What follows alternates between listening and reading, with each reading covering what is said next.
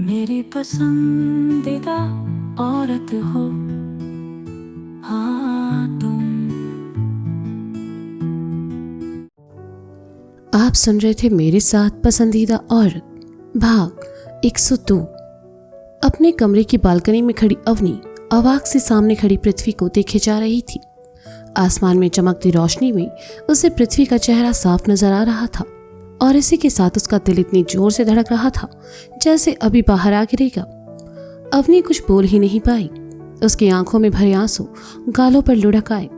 आसमान में रोशनी कम हुई और अचानक से घर की सभी लाइटें जल उठी। अवनी ने देखा कि सामने कोई नहीं है। अवनी बदहवास से इधर उधर देखने लगी, लेकिन पृथ्वी उसे कहीं नजर नहीं आया। उसका दिल अभी भी तेजी से धड़क रहा था और आंखों में आंसू। हताश होकर अवनी ने अपने दोनों हाथों को बालकनी की रेलिंग पर रखा और सर झुकाकर खुद से कहा, मुझे फिर वहम हुआ है कि वो यहां था।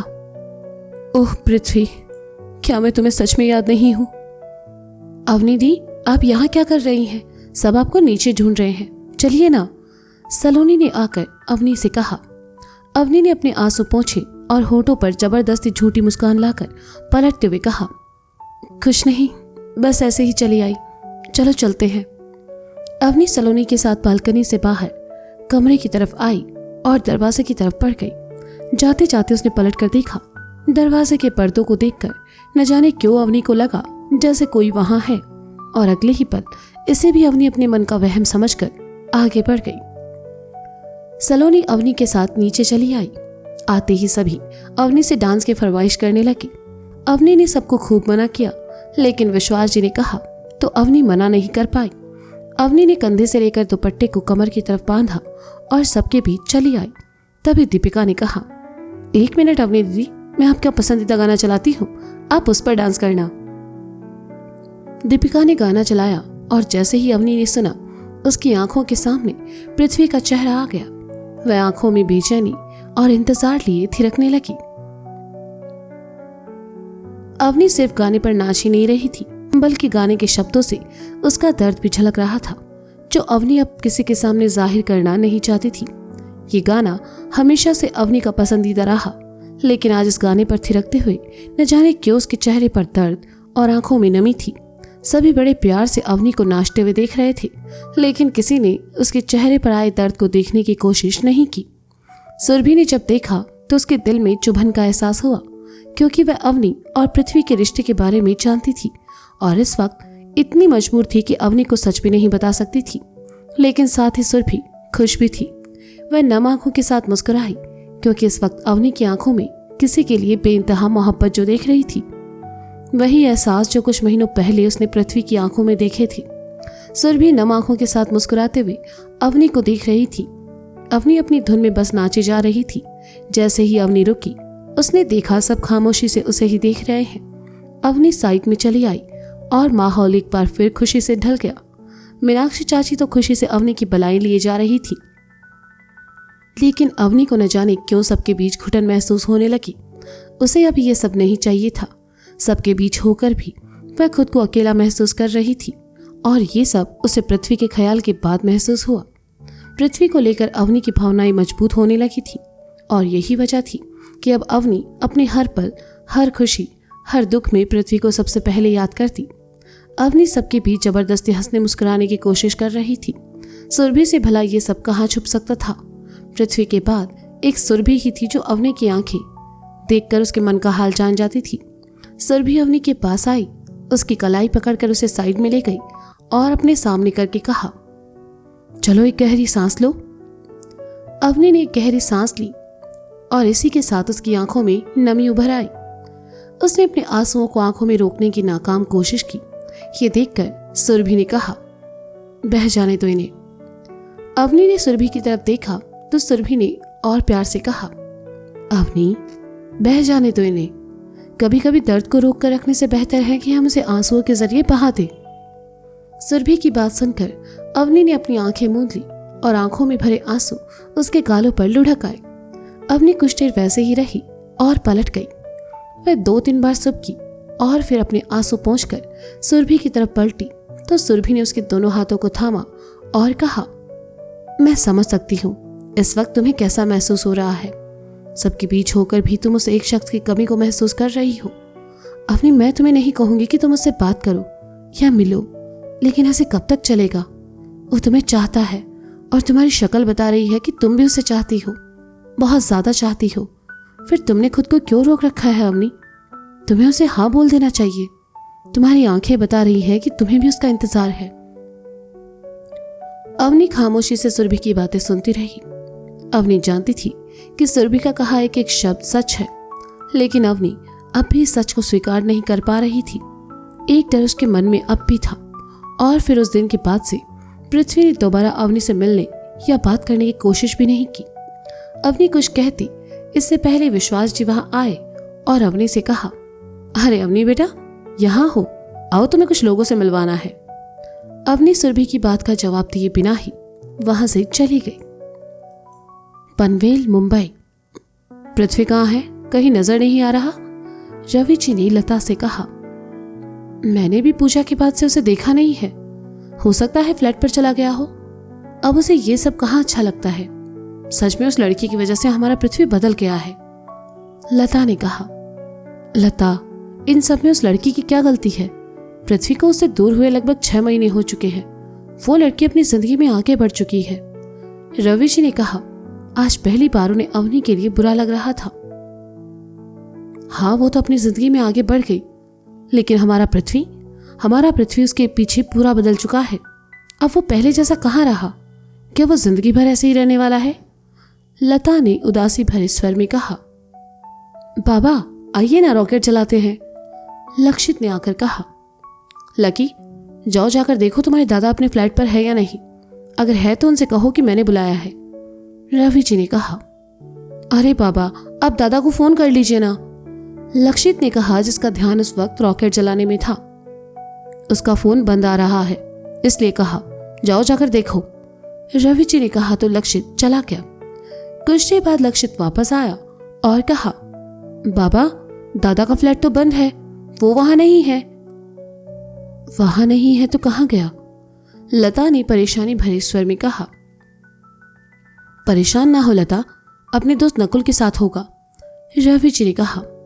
तभी नकुल वहां आया और कहा, ए लक्षित, तूने पृथ्वी को कहीं देखा क्या? नकुल की बात सुनकर लता और रवि जी ने हैरानी से एक दूसरे की तरफ देखा, क्योंकि पृथ्वी ना तो अपने फ्लैट पर था, ना ही दोस्तों के साथ, और ना ही वह सोसाइटी में कहीं दिखाई दिया। रवि जी ने घड़ी में वक्त देखा। रात के 12:30 बज रहे थे। इस वक्त पृथ्वी कहाँ जा सकता था? रवि जी ने एक बार फिर अपने फोन से पृथ्वी का नंबर डायल किया, लेकिन बंद आ रहा था। सभी पृथ्वी को ढूंढने लगे। लगभग आधे घंटे बाद पृथ्वी सोसाइटी के गेट से पैदल ही अंदर आते हुए दिखाई दिया। उसके हाथ में एक बड़ा सा प्लास्टिक बैग था। पृथ्वी सबकी तरफ आया। सबको देखकर थोड़ा हैरान भी हुआ। तुम्हारा फोन क्यों बंद आ रहा है और अचानक कहाँ चले गए थे तुम? रवि जी ने पूछा। मेरे फोन की बैटरी खत्म हो गई थी, इसलिए बंद हो गया। मैं तो यहीं सोसाइटी के बाहर गया था कुछ पटाखे लाने। पृथ्वी ने बिना किसी भाव के कहा। लता ने आगे बढ़कर पृथ्वी के चेहरे को अपने हाथों में लिया और कहा, तुमने तो हम सबको डरा ही दिया था पृथ्वी। मैं ठीक हूं आई। पृथ्वी ने बुझे स्वर में कहा। दादा, मैं ये पटाखे जलाऊं? लक्षित ने आंखों में चमक भरकर पूछा। ये तुम्हारे लिए ही है, पृथ्वी ने कहा और बैग लक्षित की तरफ बढ़ा दिया। हालांकि नकुल बस पृथ्वी के चेहरे के हाव भाव देखकर समझने की कोशिश कर रहा था कि आखिर पृथ्वी परेशान क्यों है। सबके सामने नकुल पूछ नहीं सकता था, इसलिए चुपचाप खड़ा रहा। पृथ्वी, आओ, मुझे तुमसे कुछ बात करनी है। रवि जी ने पृथ्वी के कंधों पर अपनी बाह रखकर उसे अपने साथ ले जाते हुए कहा। लता भी दूसरी तरफ चली गई और नकुल लक्षित के साथ मिलकर पटाखे जलाने लगा। रवि जी जानना चाहते थे कि अवनी से दूर होने के बाद आखिर उसके मन में क्या चल रहा था, लेकिन पृथ्वी इतनी आसानी से किसी को अपने दिल की बात बता दे, ये भला कैसे हो सकता था? रवि ने सोसाइटी के फुटपाथ पर पृथ्वी के साथ टहल रहे थे और बातों बातों में उससे जानने की कोशिश कर रहे थे, लेकिन पृथ्वी ने अवनी को लेकर कोई बात नहीं की। आज दिवाली थी। रवि जी पृथ्वी से ज्यादा कुछ पूछकर उसे दुखी करना नहीं चाहते थे, इसलिए इधर उधर की बातें करने लगे और फिर घर चले आए। अगले दिन सभी घर वाले पृथ्वी के घर पर मिले। खूब बातें, हंसी मजाक चला, खाना पीना हुआ और बातों बातों में निकली एक बार फिर पृथ्वी की शादी की बात, और इस बार भी पृथ्वी ने इस शादी से साफ इनकार कर दिया। 7 महीने पहले उसने लता और घर वालों की बात मानी जरूर थी, लेकिन घर वालों को नहीं पता था कि पृथ्वी ऐसी कोई इज्जत पकड़ लेगा कि किसी और से शादी ही नहीं करेगा। सबने उसे बहुत समझाया, कुछ ने तो प्यार से तो कुछ ने गुस्से से, लेकिन पृथ्वी ने किसी से ज्यादा बात नहीं की। वह बस खामोशी से सुनता रहा। दोपहर बाद सभी अपने अपने घर के लिए निकल गए। पृथ्वी भी अपने फ्लैट पर जाने लगा तो लता ने कहा, पृथ्वी, क्या तुम्हें हम सब की बातों से जरा भी फर्क नहीं पड़ता? पृथ्वी ने सुना तो उसे पहली बार चुभन का एहसास हुआ। वह लता की तरफ पलटा और कहा, आई, क्या आप सबको मेरी तकलीफ से फर्क पड़ता है? आपने जो कहा मैंने किया, लेकिन शादी का फैसला अब आप मुझ पर छोड़ दीजिए। मैं आप सबकी खुशी के लिए किसी भी लड़की की जिंदगी बर्बाद नहीं कर सकता। मैंने अगर शादी कर भी ली तो बहुत ही खराब पति साबित होने वाला हूं, इसलिए आप सब मुझे मेरे हाल पर छोड़ दें। पृथ्वी की बात सुनकर लता जी खामोश हो गई। पृथ्वी तो चला गया। हालांकि लता से ऐसे बात करके पृथ्वी को अच्छा नहीं लग रहा था, लेकिन शादी नाम के इस टॉर्चर से अब वह परेशान हो चुका था। पृथ्वी जानता था कि घर वाले अवनी के लिए कभी हाँ नहीं कहेंगे, और अवनी को छोड़कर किसी और लड़की से शादी करना पृथ्वी नहीं चाहता था। वह अवनी को अपने दिल और दिमाग में इस कदर बसा चुका था कि किसी और लड़की का ख्याल उसे मंजूर भी नहीं था। एक बार फिर अपने घर वालों का दिल दुखाकर और उनकी बात न मानकर पृथ्वी अपने फ्लैट पर चला आया। कुछ दिन गुजरे और अवनी अपने घर वालों के साथ वक्त बिताकर सुरभि के साथ वापस सिरोही चली आई। अवनी ने अपने घर वालों को स्वीकार जरूर किया, लेकिन अपने आत्मसम्मान को बनाए रखने के लिए अवनी ने उदयपुर में ना रुककर सिरोही आना बेहतर समझा। अवनी अपने बैंक और सुरभि अपने पोस्ट ऑफिस में बिजी हो गई। अवनी अब पहले से ज्यादा खुश रहने लगी थी। हर शाम उसके विश्वास जी से फोन पर बात होती और कभी कभार घर वालों से भी बात हो जाया करती थी। देखते ही देखते 1 महीना गुजर गया और इस पूरे महीने अवनी खुश रही। सुरभि भी अपने काम और अनिकेत में भी ऐसी बिजी हुई कि अवनी से पृथ्वी के बारे में कोई बात नहीं की। पृथ्वी अपने ऑफिस और काम में बिजी रहा। ये पूरा महीना जयदीप ने उसे खूब बिजी रखा। कभी मुंबई से बाहर मीटिंग तो कभी ऑफिस के नए प्रोजेक्ट, और ये सब पृथ्वी के लिए सही भी था। वह जितना ज्यादा बिजी रहेगा उतना ही कम उदास रहेगा, लेकिन हर शाम घर लौटते हुए वह कुछ वक्त से मंदिर में जरूर बिताया करती थी।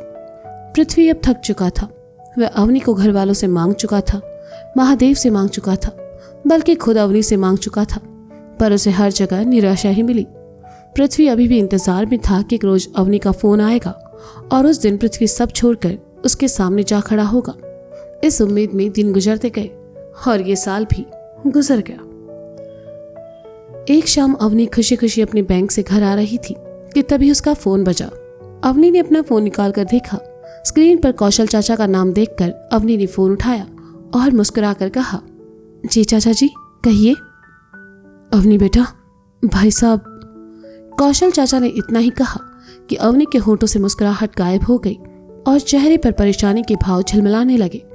किसी अनहोनी के डर से अवनी का दिल धड़कने लगा और उसने कांपते स्वर में कहा, चाचा जी, क्या हुआ पापा को? वो ठीक तो है ना? आप चुप क्यों है? बताइए मुझे, पापा कहाँ है? अवनी बेटा, तुम जितनी जल्दी हो सके उदयपुर आ जाओ, कौशल चाचा ने गंभीर स्वर में कहा। अवनी ने सुना तो उसके पैर कांपने लगे। वह स्थिर खड़ी रही और फोन कान से हटाकर हाथ नीचे कर लिया। उसकी आंखों में आंसू भर आए और दिल तेजी से धड़कने लगा। सब कितना अच्छा चल रहा था और एकदम से अवनी को ये सब सुनने को मिला। उसने बगल से गुजरते ऑटो को रोका, लेकिन ऑटो नहीं रुका। अवनी के माथे पर पसीने की बूंदें उभरने लगी। वह घबराहट में कभी अपना मुंह अपने हाथ पर रखती तो कभी सामने से गुजरते ऑटो को रोकने के लिए आगे करती, लेकिन अवनी की किस्मत आज खराब थी। कोई भी ऑटो उस तरफ जाने के लिए तैयार नहीं था। अनहोनी के ख्याल से अवनी का दिल धड़कने लगा। वह पैदल ही रास्ते पर बढ़ गई। वह जल्दी में थी कि उसने सामने से आती गाड़ियों का भी होश नहीं रखा और चलते चलते वह एकदम से गाड़ी के सामने आ गई। अगर गाड़ी में बैठे ड्राइवर ने सही वक्त पर ब्रेक नहीं मारा होता तो अवनी को बहुत जोर की टक्कर लगती। अचानक गाड़ी के सामने आ जाने से अवनी ने घबराकर अपने हाथों को अपने कानों पर रख लिया और अपनी आंखें मीच ली। इत्तेफाक से वह गाड़ी किसी और की नहीं बल्कि सिद्धार्थ की थी। गाड़ी के सामने खड़ी अवनी को सिद्धार्थ ने जब देखा तो जल्दी से नीचे उतरा और अवनी के पास आकर कहा, अवनी तुम ठीक तो हो, और यहाँ ऐसे बीच रोड पर क्या कर रही हो?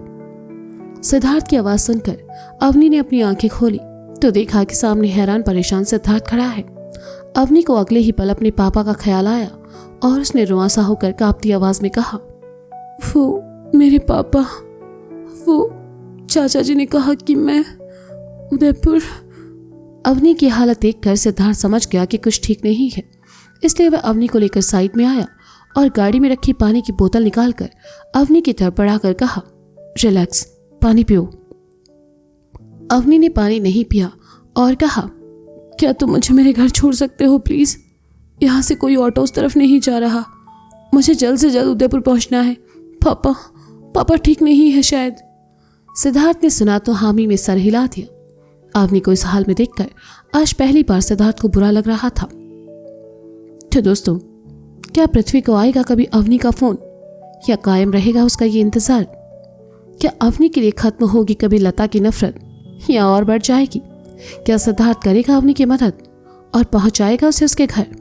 जानने के लिए सुनते रहिए पसंदीदा औरत मेरे साथ। नमः पार्वती पते हर हर महादेव शंभो।